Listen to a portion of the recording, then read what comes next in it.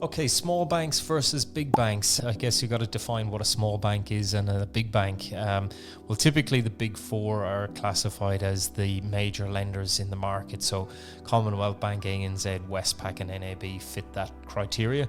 I think Macquarie Bank are sort of edging their way in there now to make it a big five. But if we're to classify big versus small, let's run with them as let's say the big four versus the smaller tiered lenders. Now, they each have a place again in the marketplace. The offerings that the major lenders will have would be things like good infrastructure. Now, when I say infrastructure, I'm talking about really sharp online banking. Services and processes are generally quite down packed, and decision makings on credit can often be, when I say often, like this can often be work against them as well in terms of timeline turning applications around, because they do have the majority of business can be, sometimes better, but as I said, it can also be sometimes slower. Versus working with some of the lower tiered lenders. Now, what they typically offer is maybe more flexibility on things like lender policies.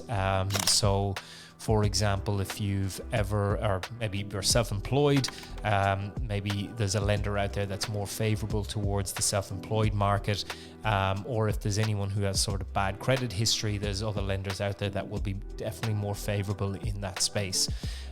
Also, banks out there who have a little bit more of an appetite for people who have more investment lending. So they're the sophisticated investor that have more debt than the average person.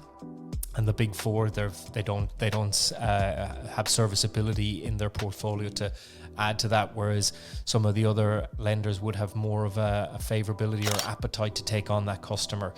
So it all again comes back to the customer selection and what they want to do. Interest rate can be a driver. Again, if they're an online bank in particular, they can be more favorable on the interest rates. So each of them again have a place in the market. It depends on your circumstances as well. What are you looking to get? And again, if you've got a sole preference to work with a major brand.